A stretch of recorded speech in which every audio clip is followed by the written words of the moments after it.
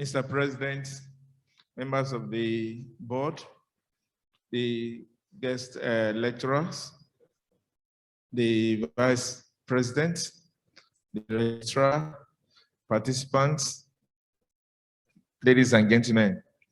The Honorable Attorney General is unavoidably absent, is otherwise engaged in state matters. He is presently at the Court of Appeal, Abuja, in trying to see that Nigeria is on the proper footing. He is attending to the VAT matters, the current raging issues in the country, the controversy as to the collection of VAT. We are all aware that the issue of infrastructural deficit we are talking about can be addressed by proper funding. And states can fund or even deliver proper infrastructure where there are funds available to the states in the proper perspective. Before we go ahead on this issue, the issue of infrastructure, as initiated by the lecturer, is so key to the attainment of the agreement, the AXA agreement. There's no doubt about that. I would like to summarize the discussion of the speaker. He has addressed the issue and I made some recommendations. And the recommendations are that to turn the following vices, that is the vices in the economy, that is poor funding, poor governance, corruption, economic sabotage, poor maintenance culture, etc., as a bane of our infrastructural decay. That the infrastructural deficit we are talking about is as a result of these vices, as initiated by the lecturer, and that we need to take care of that of these vices to really achieve the infrastructural development we are longing for. Two, that judging by the sources of the Sukuk policy, at Sukuk mode of financing projects, he encouraged government to explore more of this financing. And we realized that recently, within the week, during the course of the week, the Lagos State government also signed the Green Board to ensure that we address the infrastructural deficit in the country. He also supported the introduction of toll collection system on select motorways across the country, with the vehicle paying between 20 and 200 naira and 500 naira toll per trip, depending on the vehicle. He suggested the strengthening of the Nigerian Security Defense Corps with material and human capital to enable it to protect the assets of the government and to protect the infrastructure. And also the maintenance of trunk A link roads with Nigerian and neighboring countries should be the responsibility of the states and not the federal government, since they are closer to the assets. On this issue, also, before we can achieve this, there's need for us to put Nigeria on the proper pedestal by engaging in true federalism. And also, how can we achieve that is by proper constitutional amendments, because with the proper framework, there's no how we can achieve the most desired benefit of true federalism. There's no, it's just, it's funny having states, for instance, Maryland, the Maryland Delta Road is a truncated road within the city of Lagos. And you expect someone to come and do the maintenance of that. We are going to have from time to time infrastructural deficits. So I also agree with his recommendation. Also, the issue of funding like the issue of past, although that is a subject to litigation, is a subject for now, but we can just make some comments on them. If proper arrangements are made, we obviously going to have improved infrastructural development. He also suggested the strengthening of the concession agency to boost infrastructural concession like the PPP. Those are his suggestions, and those are the summaries of what the take home from the discussion and presentation. I'm distracted from the presentation. So I would like to call on the Mrs. Joyce Amaka to make Apata. I'm sorry, Ms. Joyce Apata to give us his own discussion or contributions to the presentation. Thank you very much, Mr. Chairman, and I want to extend my congratulations to the president of the Institute and indeed his entire team for a very well-planned 45th annual conference. I also want to appreciate Dr. Oyeshola for a very well-written and detailed paper. Indeed, the African continental free trade is a noble concept that would help in reducing tariff and boosting intra-African trade, while also putting Africa on the global map, you know, pretty much the same way other similar arrangements have done for other regional blocks. Well, linking this to infrastructure, I believe I can say that it's common knowledge that the quality and availability of infrastructure matters and contributes greatly to the enhancement of trade, especially export trade in this instance, and also in reducing trade deficits across. And we've seen success stories of these in Southeast Asia, like was mentioned by the speaker, and in other blocks as well. You know, I think the key thing that caught my attention, you know, from the presentation was the fact that looking at the figures, for us at Africa, intra-African trade was around 2% between 2015 and 2017. And comparative figures in other climes were within the range of 47 to 67. That just shows that there's still a lot of catching up that we have to do, you know. And for us in Nigeria, infrastructural gap has remained a critical bottleneck that continues to undermine the country's economic potentials. And like he said, this can be blamed on poor maintenance culture, corruption, and the likes. But there's still a lot that needs to be done. We applaud the efforts made thus far by government in trying to address some of these issues. But I think the key thing that we should be looking at is for more intentionality, you know, more partnerships, you know, in addressing these challenges. In order for us as a nation to benefit from the expected gains of AFTA, we need to attract investments, you know, that I believe would help in closing up the infrastructural gap. And this definitely would be instrumental to the development of most sectors, especially the manufacturing sector. No doubt, industrialization is very key, you know, and coming with industrialization is creation of jobs, reduction of certain vices, and of course, increasing export. Not only export, but export at a competitive level. Because Nigeria at this point is having to deal with not just its local market, but a more regional market with competitors from other countries, whereby if we don't have this basic infrastructure that would help Nigerian producers produce at a reduced cost, their wares or products will not be as competitive in the regional market, and that can be position them at a disadvantage. It's very, very key, you know, that infrastructure is critical for connectivity, you know, and trade promotion as well. No doubt, you know, for us to be able to achieve significant difference and also enhance our process of development, and ensure we have comparative advantage, we need to be very intentional and take particular interest in improving the state of our infrastructure.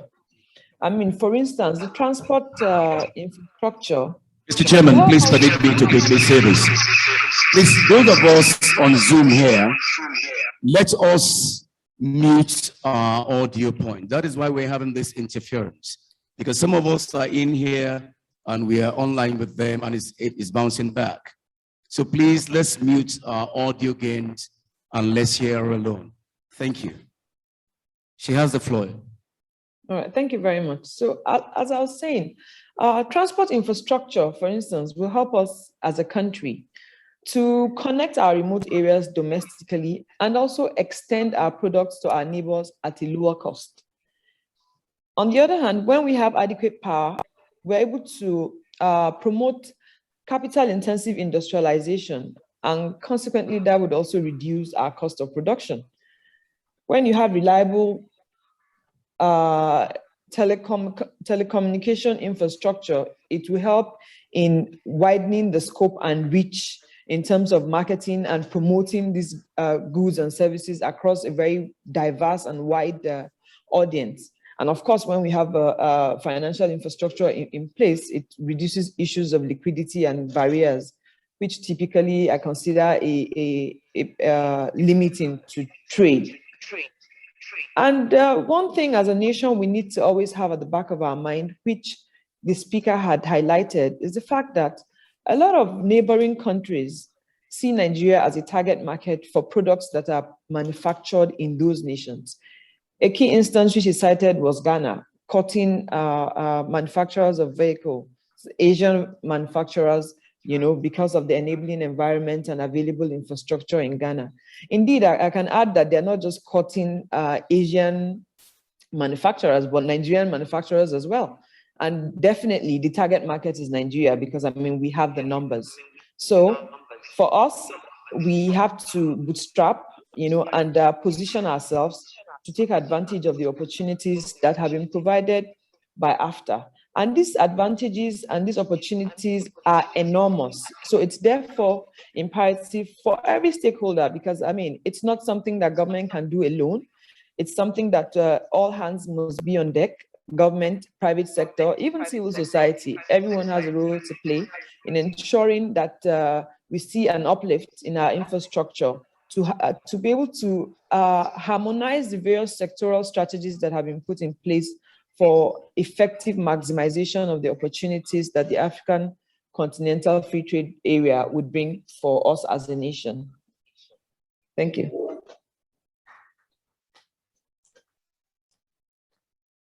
Thank you. My colleague, Joyce Apata. The whole essence of this discussion is reverberated by the last speaker.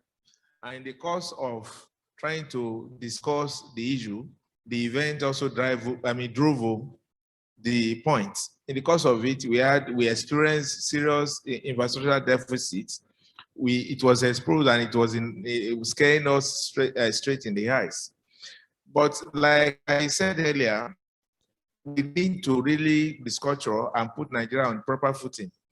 The issue of power generation, power distribution, and the issue of power generally ought to devolve on the states. Because states can, on a particular, smaller unit, manage this infrastructure than it being managed on a global or larger scale. So we need to, as part of recommendations from take home from this conference, to ensure that key infrastructure that will drive home economic development, that will assuage the design, or that will give effect to the agreement, we should ensure that these issues are properly placed before who can manage and who is to manage what and who is to administer what. I'll call on Dr. Amisu to have his own contribution to the presentation. Okay. Thank you very much. The President, Institute of Chartered Secretaries and Administrators of Nigeria, ICSAN, the Vice President, the Registrar, as well as the Secretary to the Council, the distinguished keynote speakers and discussants, the body of fellows and associate members of this great institute. It's indeed a great pleasure to be in your midst and give a contribution on the discussion based on the sub-theme of this National Conference 2021. As I'm here, as the MC said, I'm representing my senior colleague who is unavoidably absent because of his health condition. And he asked me to come over and represent him. The main theme of this conference is indeed timely, considering the fact that other parts of the world have gone far in terms of free trade agreements that will give them an avenue to overcome some barriers to trade, both tariffs and non-tariffs trade. In trade, for example, the global connectedness, the connection between the global economy and desire to consume different types of products in the world prompted the need for market integration among different economies in the world, particularly those with similar preferences and within a common geographical region. This has been reinforced by the potential and substantial gains from regional trade between countries in terms of economies of scale, availability of product varieties, lower prices, etc. Based on the theoretical aspect of international trade, it has been initiated by one of the great scholars of economics, Adam Smith, in his book, The Wealth of Nations in 1776, that he initiated the theory of absolute advantage. We all know that no country can live in isolation because no single country can provide all its wants. So it has to collaborate and liaise to have a synergy with another country that have a surplus product of that particular commodity with a view to purchase from that particular country. At the same time, another scholar of repute in economics, David Ricardo, in his book, Principle of Political Economy and Taxation, also highlighted more on the issue, or like he criticized the theory of absolute advantage, and he contributed to the theory of comparative advantage, whereby a country will produce a given product that it has comparative advantage over other country. The other product that is lacking, then it will liaise or have a synergy with other countries with a view to purchase them for their own needs. However, regional trade agreement could be beneficial or harmful to the countries in cycle based on their preferential nature, as well as that business trade agreement could create what we call trade creation and trade diversion. According to General Agreement on Tariffs and Trade, GATT, as of 1990, there were 25 reported trade agreements in the world, in different parts of the world. That figure increased to 91 in the year 2000. At the same time, as of April 2015, we have 612 regional trade agreements, with 406 being actually in full force. They also highlighted that 90% of the reported RTS, or regional trade agreements, all right, were free trade agreements and partial scope agreements with custom union according accounting for 10% of the arrangements, according to Bama et al. 2017. Currently, based on World Trade Organization, we have like around 420 regional trade agreements, all right? For example, North American Free Trade Agreement, NAFTA, Southern Common Market, Association of Southeast Asian Nations Free Trade Agreement, or in short, NAFTA, as well as EU is being considered as also regional trade agreement because most of the EU countries, they facilitate their trade without any trade barrier, both tariff and non-tariff, with a view to ease the production aspect as well as their consumption within their EU member countries, all right? So the discussion about the sub-theme of this conference, Nigeria infrastructural deficit and Africa, African Continental Free Trade Agreement area. What connections, what solution? I believe Dr. Oyekole has done justice to this topic. He highlighted, and fortunately I got the paper since before I reached Lagos, and I have scanned the paper and make a different highlights on the paper. So it's a very wonderful written article by the doctor. And at the same time, as a discussant, I'll just give some synopsis or some highlights on the key issues he discussed about this paper.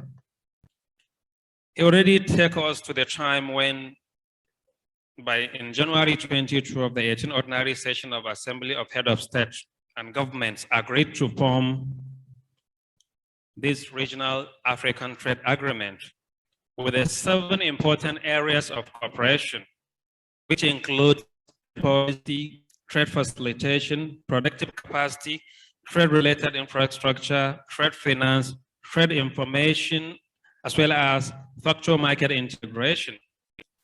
The main objective of this trade agreement is to create a single market for goods and services within African continent.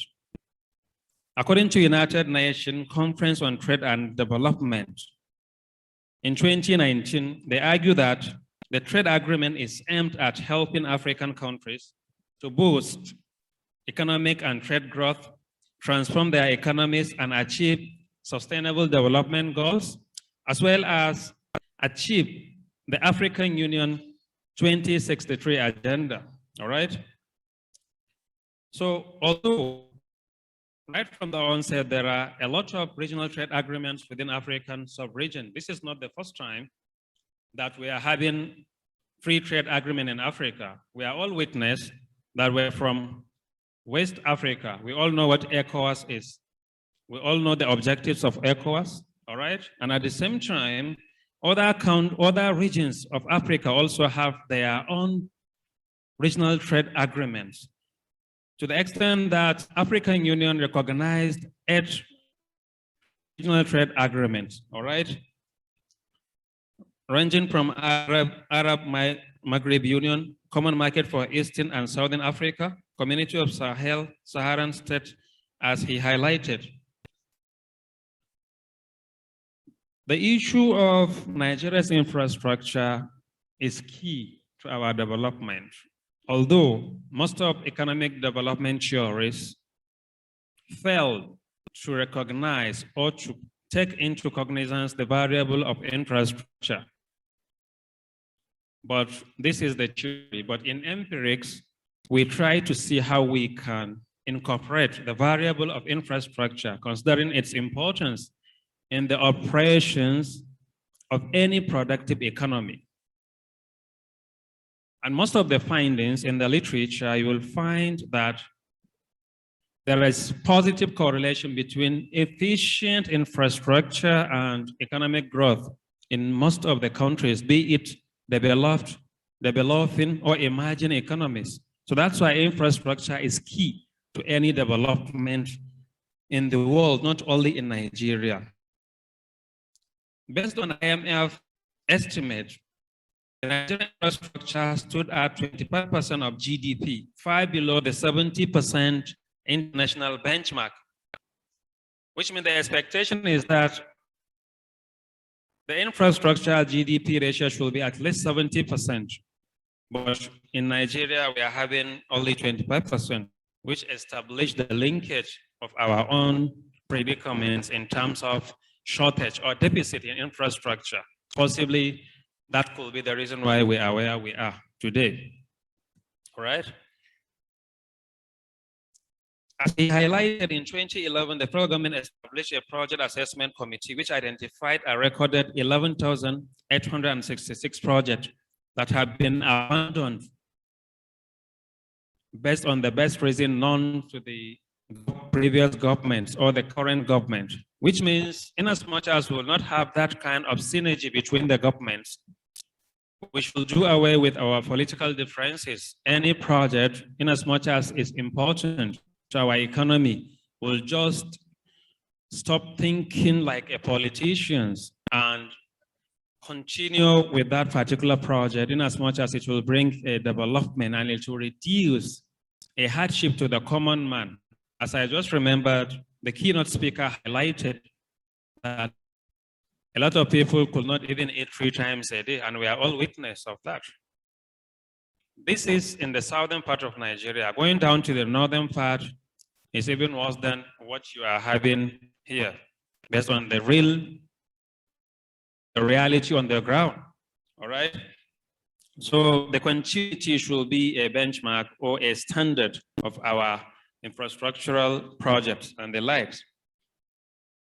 At the same time, as he highlighted, poor infrastructure could lead to economic loss. As such, he highlighted traffic gridlock in Lagos State result in the loss of about $1.7 billion annually, $1.7 billion annually. And this is almost a budget of one country in African continent, which means with switchable infrastructure, this particular amount will be added to our GDP, all right? Moreover, he also highlighted on the issue of how we can close the gap of infrastructure, which means when we close that particular, we'll have some advantages. It will foster industrial development. At the same time, it will increase or it will reduce the level of our unemployment, serve as catalyst of growth, all right? Dr. to try and round up, please. Okay, let me try to round up. Nigeria's infrastructure deficit and African Continental Free Trade Agreement or area, how can we benefit from that particular arrangement? Because we believe in as much as we doesn't have substantial infrastructure, it will be difficult for us to benefit more from this particular African Continental Free Trade area. So that's why I will just finish with some of his recommendations, more especially with regards to Sukuk financing, which is the Islamic mode of financing. He highlighted it. And at the same time, the federal government is expected to strengthen the Nigerian security and civil defense corps with a view to protect our national assets. In as much as our national assets protected, then our infrastructure will have improved. Constitutional Regulatory Commission empowered by the government to implement public-private partnership. They need to be provided with both human and financial resources with a view to improve their operations. And in conclusion, all know and believe that the African Continental Free Trade Area is a novel concept that will boost intra-African trade with a view to remove tariff and non-tariff barriers in the continental trade as obtained in other subcontinent, for example, in the Asian sub-region, all right? Shortage of infrastructure increased production costs, and we are all witness of that. At the same time, reduces the profitability and causes distortion in the economy. It also prevents other, more especially the foreign investors. We are losing a lot of investors due to our infrastructural deficit. We are all witness how Ghana as an economy is attracting more foreign direct investment ahead of Nigeria because they have viable and sufficient infrastructure than us. So at the same time, government needs to also look into this. Lastly, it's paramount to improve our infrastructures for us to benefit from this African continental free trade area. In as much as we could not have sustainable infrastructures, definitely we may not benefit as the largest economy of the continent from this free trade area agreement. Thank you very much for the time given. Thank you, Mr. Dr. Amisu. The agreement, as highlighted by Dr. Amisu, is initially the agreement requires members to remove tariffs from 90% of goods. This is expected to allow free access to commodity goods, services across the continent, while the United Nations Economic Commission for Africa estimates this agreement will boost inter-Africa trade by 52% by 2022. After we also unlock a market of 1.2 billion Africans with a combined GDP of $3 trillion through African Continental Free Trade Agreement. The synergy from trade by all countries under the largest trade bloc in the global economy since 1995 World CEO establishment is expected to boost African cumulative GDP to $29 trillion by 2050, as estimated by the United Nations Economic Commission for Africa. With all this, what are some of the concerns we need to, to ponder, also considered by this conference, and that what are some of the implementation challenges that the agreement must overcome to realize its benefits? I highlighted the benefits. So what are the challenges? Apart from infrastructure is one of them. We also need to consider some other challenges or some other problems that will hinder the full benefits of the agreement. The speaker has identified the need for government to explore unconditional methods of financing, such as unconventional method of financing, such as PPP, concession to break the huge infrastructure deficit. What are the limitations to explaining all this? What are the limitations? Maybe the speaker can just round up with all this. Then what are the roles of private sectors in implementing this agreement? So I want the speaker to just round up by these thought-provoking questions. Thank you very much. There are challenges. From my own point of view, I don't normally look at challenges, I look at solutions. There are always challenges. We are born with challenges. When they born a new baby, he has his second, they call it the or whatever. The Sukuk, the government should partner with Charter Institute of Stockbrokers, Charter Institute of Charter Secretary and Administration, all the more, so that you can develop the market. Since 2011 or 2012, we have had a dip in our capital market operations. There's money in this country, I'll be sincere with you. There should be a breed of maybe borrowing and raising this kind of finances. You understand what I'm saying? Because when you talk of debt, equity, capital, whatever, borrowing, and there's a lot we can achieve by deepening our market. As a matter of fact, to me, maybe because of my background, the Lagos-Ibadan Express Road or some other road that are big like this can be even floated. You can even floated the private capital venture and make it a limited liability or whatever. Let them run their company, let them pay dividend and whatever. They will make money, the road will be okay, and everybody will be better off. But there is a lot of cultural issues, there are a lot of political will that we need to Southern and Council, whatever. Those are the issues that are constraining us from moving. And I think one day Like Alex Gaguma said, the beautiful ones are not yet born, but one day the beautiful ones will be born. Thank you. I think that should be all for this session.